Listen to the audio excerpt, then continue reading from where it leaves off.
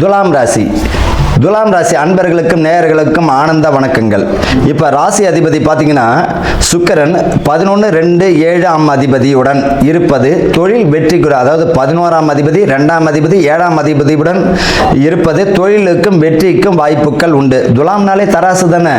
ரிஷபத்திற்கும் துலாமிற்கும் சனி யோகக்காரகன் இல்லையா, அதிசுபர் இல்லையா, அப்படின்னா அவன் அந்த இடம் தானே உச்சமடைகிறான். அப்போ துலாம் ராசிக்காரர்களுக்கு இந்த காலகட்டத்தில் மிக அற்புதமான தொழில் வழியில் முழு வெற்றியை தந்துவிடும். திருமணத்திற்குரிய பாக்கியம் தந்துவிடும். மாணவர்கள் நல்ல தேர்ச்சி பெற்று வெற்றியை காண்பார்கள். உத்தியோகத்தில் உள்ளவர்களுக்கு பதவி பணி உயர்வு கிடைத்துவிடும்.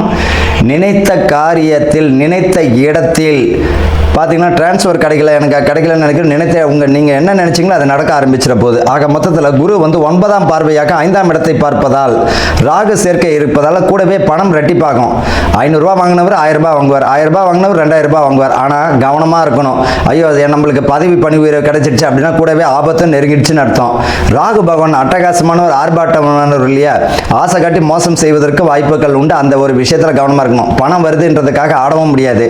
அதை சேர்த்து வைக்க பழகிக்கோங்க. உங்களுடைய வீட்டில் பார்த்தீங்கன்னா மனைவிடமோ பிள்ளைகளிடமோ பெற்றோரிடமோ கொடுத்து சேர்த்து வைப்பது நல்லது. அதே போல் சுப விரயமாக நகை வாங்கிறது, வீடு வாங்கிறது போன்ற மண்மனை வாங்குறதுக்குரிய பலத்தை தரணும்.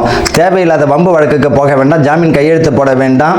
அதில் கவனமாக இருக்கணும். பண விஷயத்தில் கவனமாக இருக்கணும். வண்டி வாகனங்களை செல்லும்போது கவனமாக இருக்கணும். உடல் ஆரோக்கியத்தில் கவனம் தேவை. ஆக மொத்தத்தில் துலாம் ராசிக்கு மிக அற்புதமான மாதமாக இருந்தாலும் உடல் ஆரோக்கியத்தில் சற்று கவனம் தேவை. வாழ்த்துக்கள். வாழ்க வளம்.